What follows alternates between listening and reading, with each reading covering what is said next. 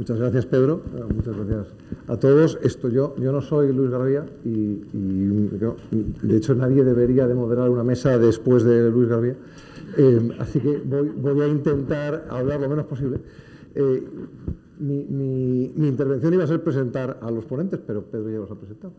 Y vamos a empezar tratando el tema de la inflación de operaciones en M&A en nuestro sector. Y como también nos han dicho que tenemos que hablar de Acquihire, pues os pregunto esto. ¿Cuáles son los motivos que veis en la dinámica que hay ahora en el M&A, en el sector de la tecnología? Rubén, si quieres, ¿empiezas tú? Perfecto. Pues mira, lo comentábamos antes, primero decía Borja, creo, las compañías se compran baratas. La primera frase, que me hace mucha gracia, pero es verdad, ¿no? Tenemos unos últimos movimientos, creo que la oferta de KKR por Telecom Italia suma un total de 33.000 millones, considerando la deuda de la compañía, 11.000 millones directamente en líquido, una compañía que está valorada bastante por debajo en el mercado, un 46% por debajo de la valoración de mercado, ¿no? Similar a lo que ha ocurrido con el señor Elon Musk en la compra de Twitter, que rápidamente se ha disparado pues, de los 46 a los $55 por el precio por acción en algo más de 15 días, ¿no? Entonces parece que el mercado sigue vivo y los drivers los comentábamos antes un poquito, ¿no? Estamos en un mercado donde el talento escasea y hay que, cuando no se consigue captarlo, probablemente comprarlo, ¿vale? Y hay movimientos directos de adquisición por talento. Un mercado, me hacía gracia porque antes hablamos del sector de agricultura, ¿no? Pero también recordaba antes al CEO de Daimler, al anterior, no al nuevo, diciendo en 2012 que Google no era un competidor, firmando partnerships en 2015 y diciendo en 2020 que su principal competidor era Amazon, ¿no? Y no Ford.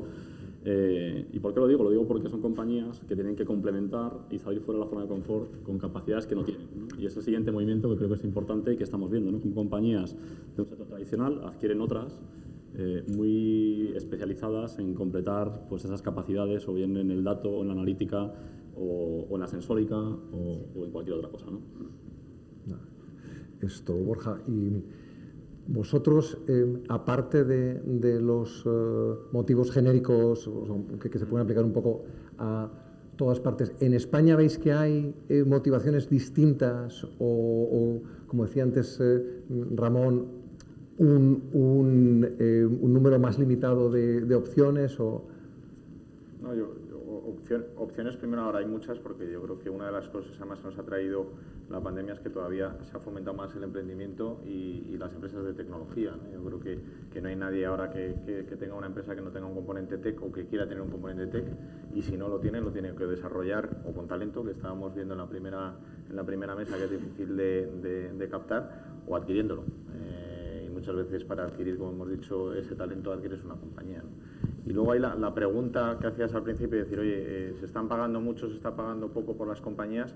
Yo creo que lo que no se puede es generalizar, ¿no? Y a nosotros nos pasa mucho cuando vendemos a una compañía y sale en prensa a lo mejor el titular con la cifra y la gente dice, pero qué disparate. Digo, pero qué disparate basado en qué. O sea, si no sabes si gana o pierde, cuál es su business plan, cuáles son sus flujos de caja futuros, es muy difícil decir si algo es barato o caro, ¿no? Con lo cual yo creo que hay caso por caso, y en general yo creo que son compañías, todas las que tienen tecnologías disruptivas, que lo que se está viendo es que sí que tienen mucho potencial de futuro, y si están en lo cierto y están cumpliendo con ese business plan, pues están vendiéndose a los precios adecuados.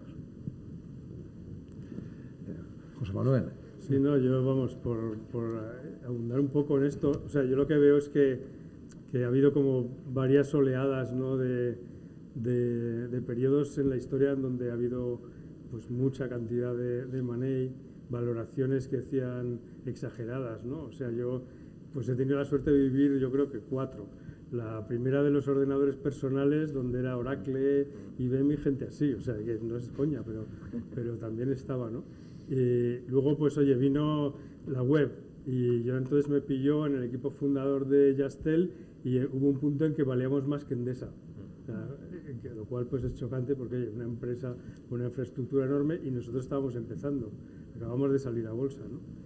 Y después de aquel periodo de exuberancia y tal, pues vino pues el smartphone y eso que implica pues aplicaciones dentro de esto y un valor añadido muy grande. de este Internet en el bolsillo, ¿no?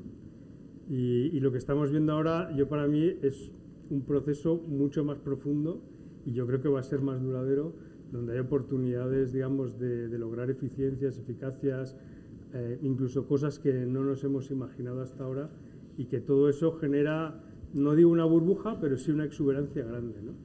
Lo que sí he notado es que después de estos periodos de exuberancia hay, digamos, tiempos de sequía y de problemas, ¿no? Entonces, yo creo que lo importante es lo que tú dices, o sea, realmente saber lo que estamos haciendo, y ves valoraciones que realmente no sabes bien de dónde salen, y otras que efectivamente, pues oye, son bastante adecuadas, ¿no?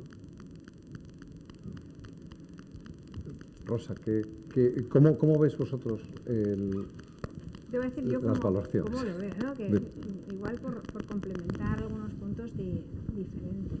A mí me da la sensación, y es mi opinión personal, que estamos en una carrera que solo ha empezado. Porque, a ver, toda la transformación digital que está en un momento que, bueno, hace unos años la gente no sabía lo que era y ahora nadie habla de otra cosa, que impacta en todos los sectores y en todas las empresas, ¿vale? Pues es una demanda creciente, hay limitaciones, eso es verdad, pero yo lo que creo es que el talento experto, antes lo ha comentado de una forma muy hábil el compañero de IA, el talento experto que se requiere para llevar al máximo potencial todo lo que son estas tecnologías disruptivas que al final están cambiando la cadena de valor de las empresas, están transformando sus servicios, son necesarias porque al final están cambiando, digamos, la capacidad competitiva y están generando en su cadena de valor ventajas competitivas muy difíciles de resolver. Entonces, es una carrera necesaria y entonces el precio para mí es un tema que es muy discutible. Fíjate lo que se paga por un futbolista. Yo no soy de fútbol, pero el precio depende, ¿no?, de lo que obtienes al final. Entonces, creo que lo que está pasando es que estas nuevas soluciones disruptivas, estas tecnologías habilitadoras de nuevos servicios, de nuevos modelos de negocio y de nuevas realidades, pues eso, generan en las compañías que las adquieren una ventaja competitiva que polariza en el tiempo el mercado. Por tanto, creo que eso no ha hecho más que empezar y bueno, eso yo técnicamente lo veo desde este punto de vista. Sí, lo que es que en algunos casos la valoración responde casi más a una expectativa, sí, digamos, más etérea, ¿no? Totalmente. Yo lo he visto así en algunos casos. Como el Tesla, ¿no? Como alguna de ellas. Hombre, sí. Es un Tesla, ¿no? La realidad, pues digamos, es la que es, ¿no? Pero lo de Twitter, pues a mí me parece tremendo, vamos. Creo que hay motivaciones diferentes ahí, ¿no? Sí, al final es el valor que el mercado impone, ¿no? De otra manera. Pero solo por complementar, yo creo que también hablamos mucho de compras y de compañías y no se vuelven locas las compañías comprando otras compañías. También hay compañías que lo que hacen es redefinir el perímetro comprando y vendiendo. Y está por ahí Gonzalo y hablamos de Telefónica, ¿no? Telefónica ha vendido compañía, ha vendido infraestructura, creó Telsius hace unos años y luego lo ha ido progresivamente cediendo al mercado para reducir deuda y aumentar la capitalización de la compañía. Ha reducido algunas operaciones en Latinoamérica, como en el caso de Costa Rica, y se ha enfocado en otras, ¿no? Ha comprado o está lanzando la fusión con Virgin Media NUK, de un importe relevante, con compra de compañías o inversiones en Alemania, donde acaba de lanzar una compañía de fibra en conjunto con Allianz. Entonces, quiero decir, no es solo comprar, ¿no? Es comprar, vender y también adecuar el perímetro de la compañía en función del foco estratégico que se quiere tener. Y bueno, Gonzalo lo decía antes muy bien, ¿no? Con ese foco también en la parte de Telefónica Tech y en compañías que completan la oferta de servicios de una gran compañía como Telefónica, ¿no? Me habéis dejado el tema del fútbol, la pelota botando ahí. Sí, sí. Y entonces, ahora, yo de fútbol no sé, pero... Claro, pero claro, o sea, en fin, ahora es la siguiente que hay que hacer, claro, es y estamos en una situación como que el PSG está rompiendo el mercado de los futbolistas. Hay fondos con muchísimo dinero que están levantando las valoraciones de todo. ¿Es la aparición de las SPACs una de las palancas que está haciendo que los valores sean los que sean? ¿O no? ¿O es que estamos comprando un talento que no hay y que si no conseguimos que nos lo encuentren, tenemos que comprar las empresas que los tienen. Yo no sé si son causantes o al menos habilitadores. ¿Vale? Es verdad que poner la presión a que existen fondos y por tanto se compran compañías, yo creo que es un poco más complicado que eso, ¿no? Yo creo que lo que sí que hacen es ejercer como habilitadores de la compra de grandes compañías, y es verdad que los últimos movimientos, KKR con Telecom Italia, Lorca en el caso de MásMóvil y algunos otros grandes fondos a nivel internacional, pues son los que han habilitado operaciones de gran calado, que antes no eran viables, ¿no? Decir que porque hay fondos se generan operaciones, hombre, yo creo que tanto no. Yo creo que ahora hay más fondos, o sea, me da la sensación. Bueno, es un hecho. Y lo digo porque, o sea, yo creo que es porque hay mucha liquidez en el mercado, los tipos de interés han estado, ahora no sé lo que va a pasar, pero han estado muy bajos, o sea, digamos, había además mucha apetencia por inversiones de este tipo, porque al final, oye, en empresas tradicionales y con crecimientos más o menos estabilizados o en renta fija, pues es muy difícil, digamos, obtener rentabilidades adecuadas. Entonces, yo creo que es la combinación de esa hiperliquidez que hemos estado viendo y la apetencia, digamos, por conseguir rentabilidades. Y eso hace que los inversores pues entren en fondos de este estilo, ¿no? Me da a mí la sensación. Sí, pues eso es un hecho. Estamos en máximo histórico de liquidez de los fondos, lo que se llama estrategias ilíquidas, que son fondos de inversión, por lo que tú estás diciendo, que entras base en la renta variable y la renta fija a estrategias ilíquidas. Y ese pico, efectivamente, es un tema de oferta y demanda. O sea, si tienes al final más gente queriendo comprar empresas, pues como es un tema de oferta y demanda, pues suben los precios, ¿no? Pero yo creo, y contestando también a tu pregunta, que la tecnología al final es tan amplio que no se puede generalizar. Y además aquí estamos hablando de tecnología y también de telecomunicaciones, que está un poco mezclado, digitalización, inteligencia artificial, o sea, tampoco yo creo que sea un saco que yo creo que hay que ir separando, ¿no? Y luego también depende mucho del estadio. O sea, yo creo que en una empresa en estadio muy incipiente, al final básicamente lo que estás valorando es una idea y un talento, y ahí sí que lo que te fijas es en el emprendedor, porque es que no hay due diligence que hacer, no hay nada en lo que fijarte, más que si te gusta o no te gusta este grupo de talentos que se han juntado y crees que van a hacer algo, ¿no? Luego ya vas avanzando y ya puedes empezar a hacer un business plan, y ahí es cuando puedes hacer una valoración un poquito más técnica de descontar flujos de caja. Pero flujos de caja que son difíciles, porque si te fijas en una de las cosas que ha traído la tecnología, ha traído dos cosas. La primera, que realmente traes mucha eficiencia. Y hay, al final, un apalancamiento operativo en la tecnología altísimo. O sea, nosotros, algunas de las empresas que hemos vendido con tecnología, es que, claro, es que te da igual, o vamos, hemos hecho nosotros, o se ve en el ejemplo, te da igual tener, si tú eres Netflix, te da igual tener 1 millón de usuarios que 100 millones de usuarios. La película te ha costado lo mismo, con lo cual, al final tienes un apalancamiento operativo y a partir de una vez que has cubierto costes, es todo beneficio, ¿no? Entonces, y luego una segunda cosa que está ocurriendo, que en muchos de los nichos que predomina la tecnología, se queda uno. O sea, al final en redes sociales de fotografía está Instagram, hoy hemos visto, por ejemplo, en el tema de recursos humanos o redes profesionales está LinkedIn.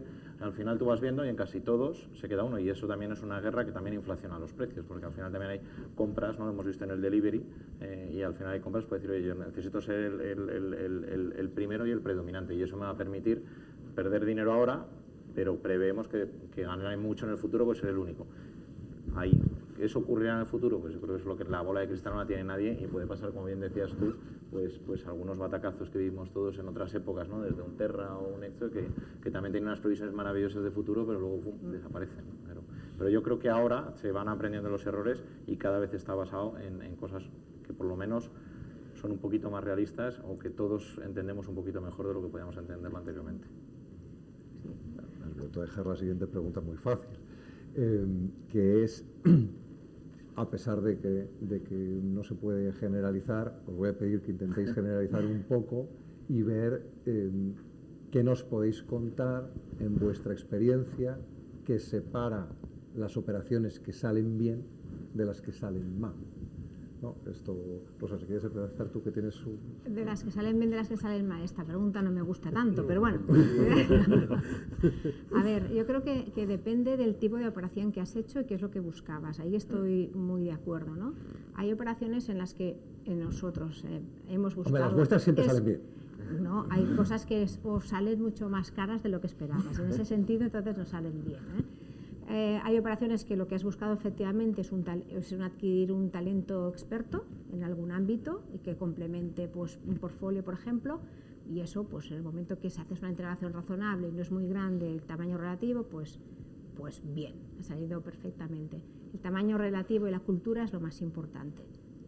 Yo diría que el reto que hemos tenido mayor es efectivamente las diferencias culturales y de entendimiento del negocio, de entendimiento del trato al cliente, del entendimiento del valor que prestas y del respeto a compañía. Eso es el reto más complicado, sobre todo cuando conservas una parte muy importante del management anterior, porque se generan situaciones que son muy complejas de resolver, ¿no? Entonces yo creo que ahí eso es una realidad, el tamaño relativo y cuando hemos usado talento. En nuestra experiencia también ha cambiado mucho lo que buscábamos hace, pues yo que sé, 10 años que lo que buscamos ahora. También ha cambiado mucho. Entonces nosotros ahora, por ejemplo, tenemos 2 drivers de decisión que te llevarían a operaciones que son distintas.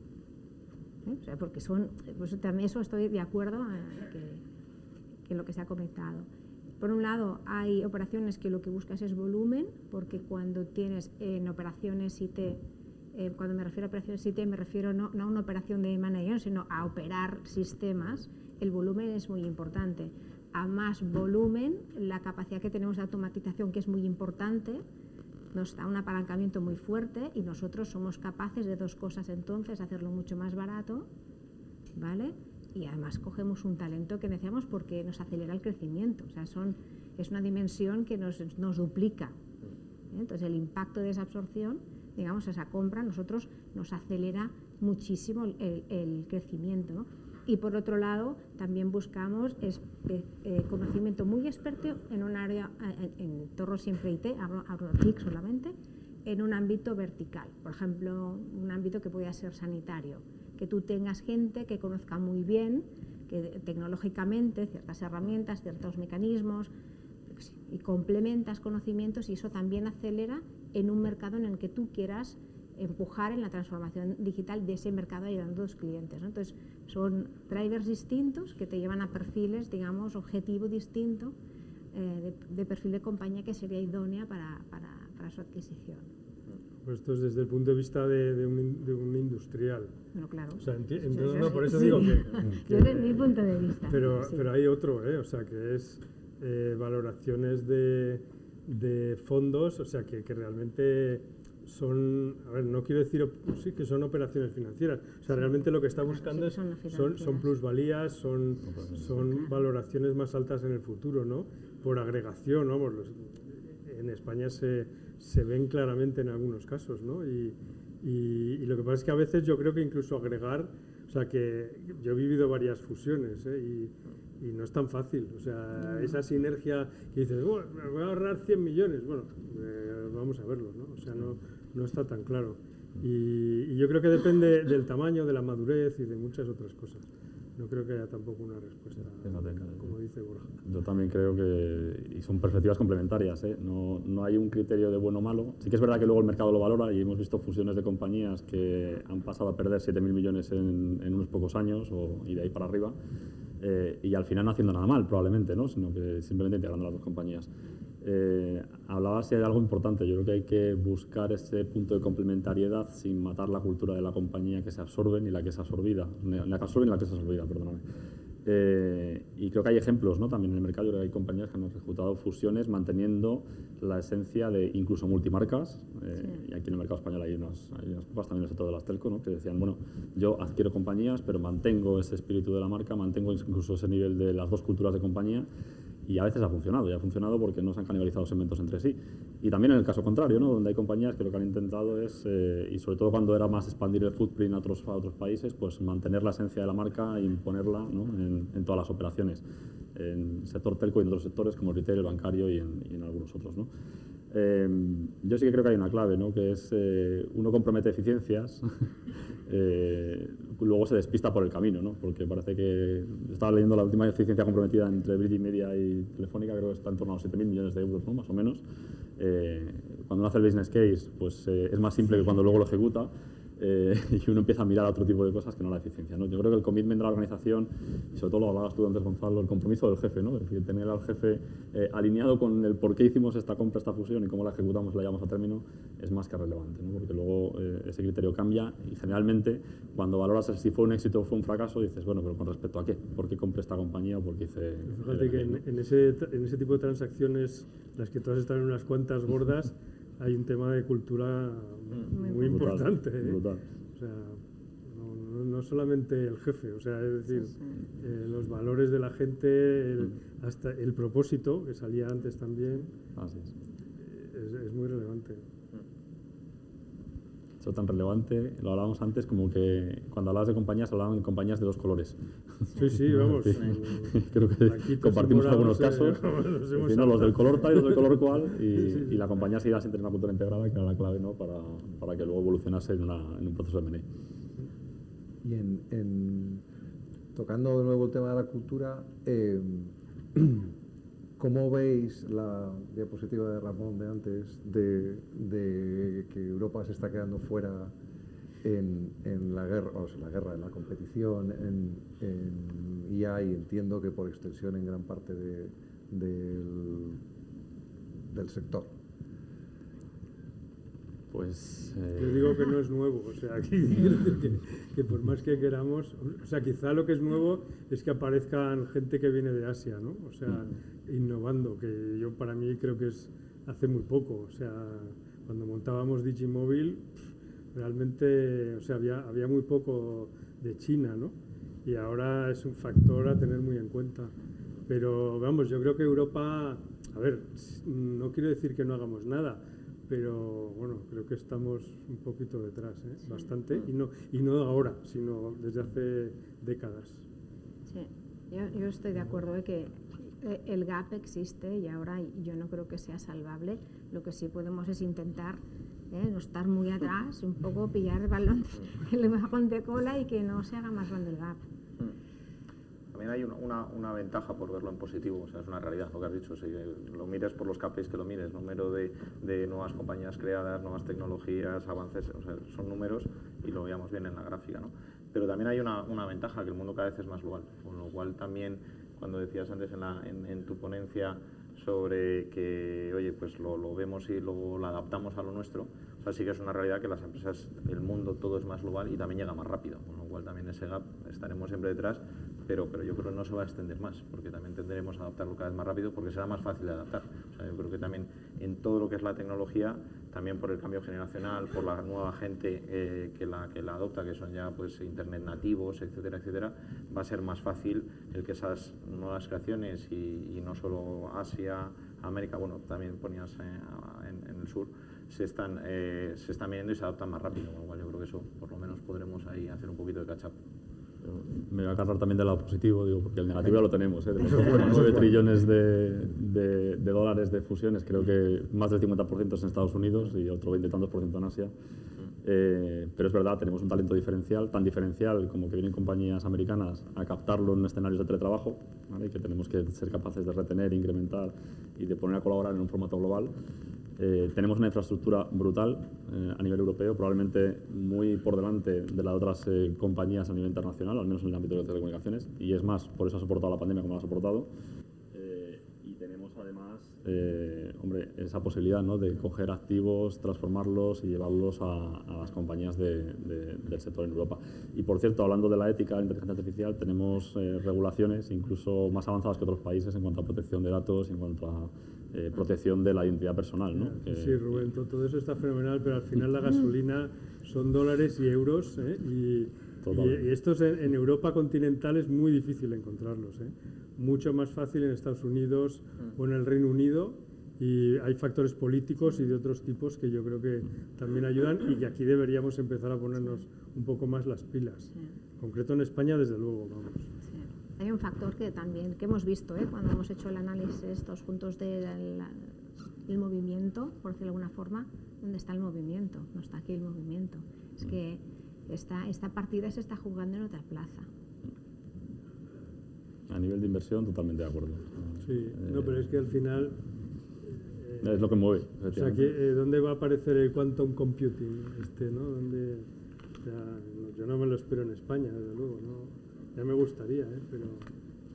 Y es una cuestión, no es cuestión de talento, porque seguramente hay trabajando en los qubits un montón de españoles y de franceses y de italianos y de gente alemanes. con mucho talento, eso es verdad. Pero, Eso es verdad. Que se van para allá.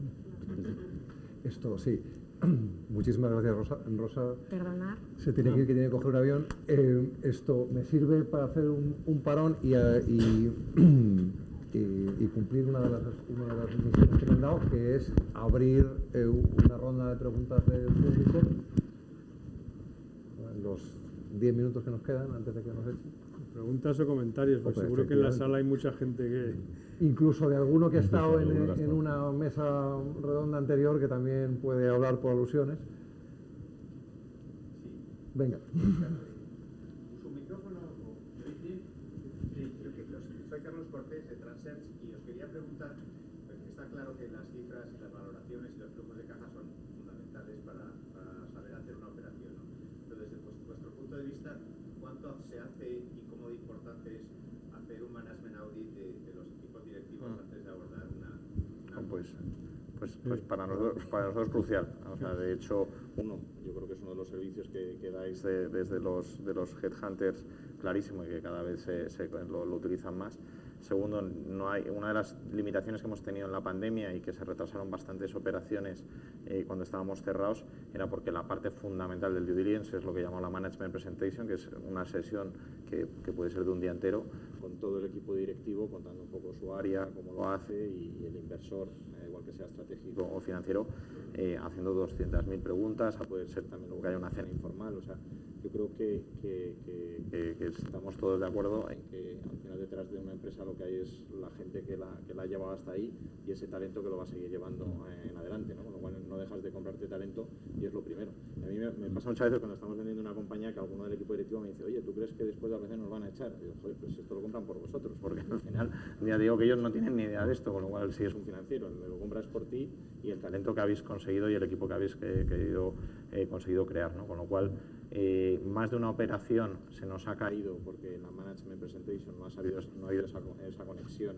entre inversor y equipo o porque el equipo no lo ha explicado suficientemente bien y a veces también al contrario, que fruto de unas muy buenas presentaciones del equipo y unas muy buenas conexiones tenemos dos potenciales compradores y sube el precio porque se pican entre ellos porque no quieren que se escape ese equipo, ¿no? O sea que yo te diría que para mí capital y en el centro de la toma de decisiones. Sí, pero también hay que reconocer que en las transacciones pequeñas y medianas se hace muy poco, O sea, quiero decir que digamos con menos apoyo profesional. Se hace menos sofisticado, se hacer la management presentation, pero no conozco a nadie que se compre una pequeña compañía y no quiera conocer al fundador. No, eso está claro, pero no solo el fundador. Es más one man, gente. sí, pero que en una pequeña depende más de 2-3 personas. Cuanto más grande es la empresa, más recae en un equipo directivo que tiene una primera línea más sofisticada, ¿no? Una evolución clarísima de los fondos, efectivamente, las operaciones más grandes.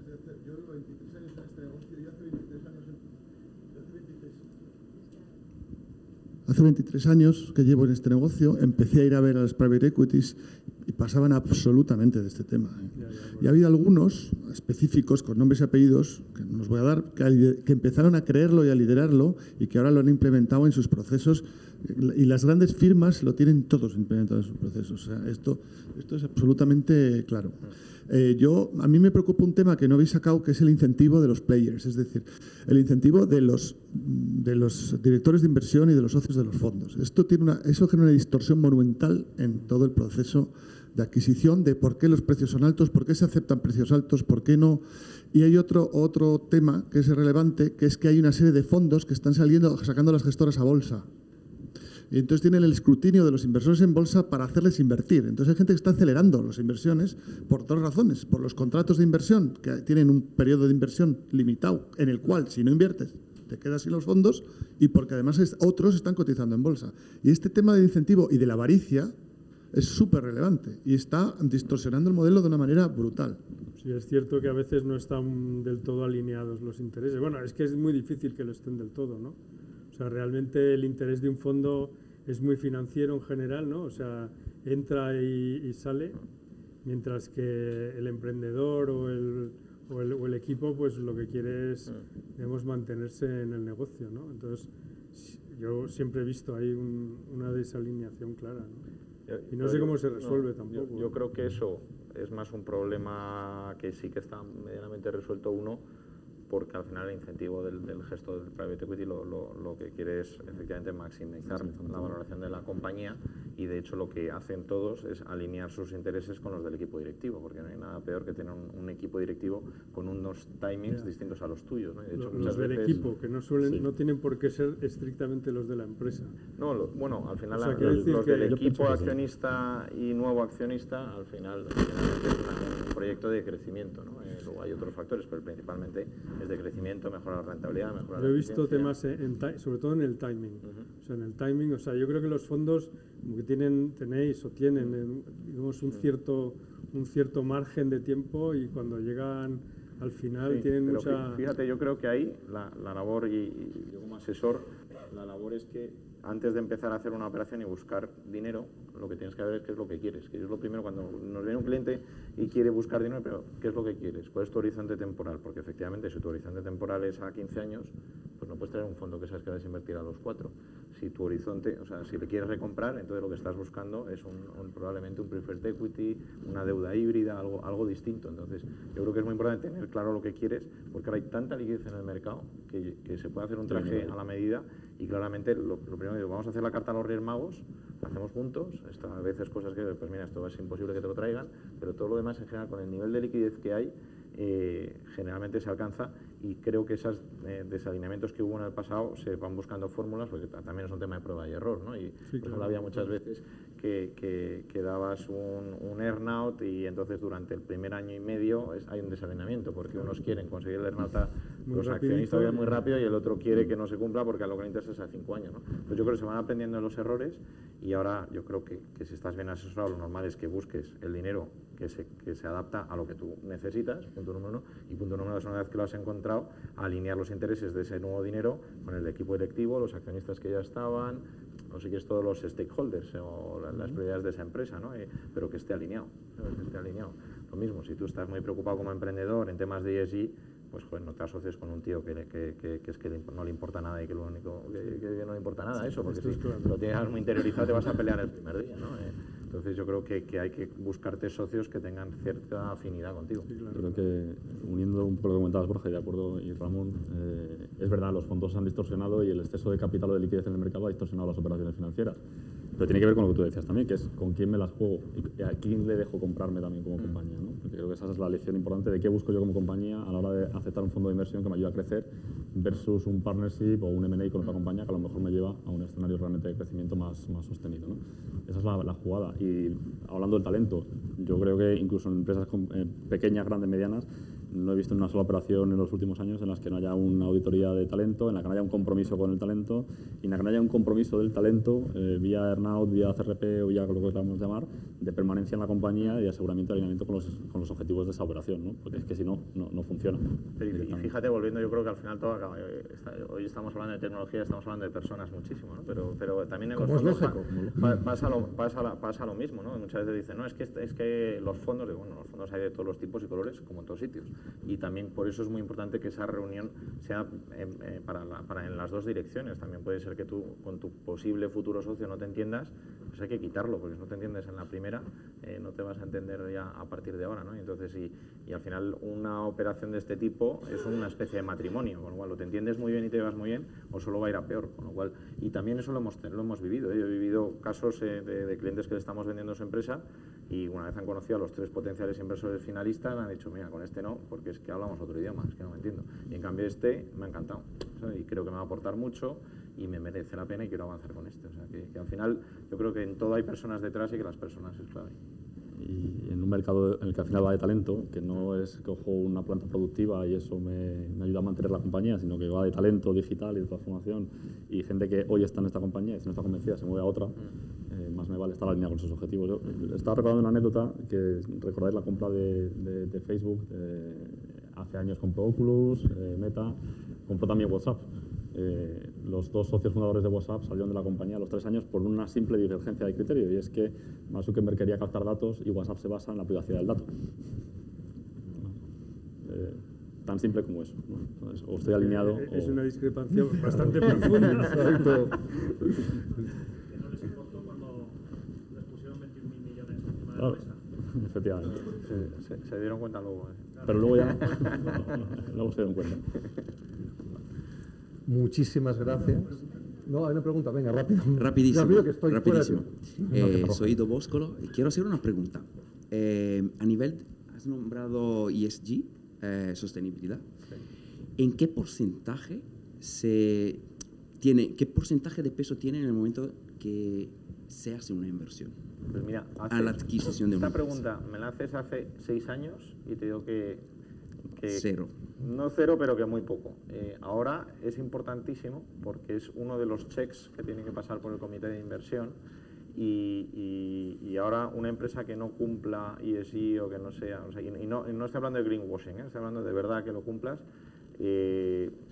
puedes tener el problema de que no encuentres comprador, sobre todo si es de un fondo institucional, porque no van a hacer compañías que no cumplan los requisitos de ESG, porque si no a ellos a su vez no les dan el dinero, con lo cual al final es en cascada, que es verdad que hay veces que hay un poquito de greenwashing, es verdad que hay veces que se dice más de lo que se hace, pero que yo creo que es una muy buena tendencia, porque al final lo que nos lleva es a mejores compañías y más alineada con un futuro que yo creo que todos deseamos, ¿no? Muchísimas gracias. Ahora ya sí que no tenemos tiempo para más.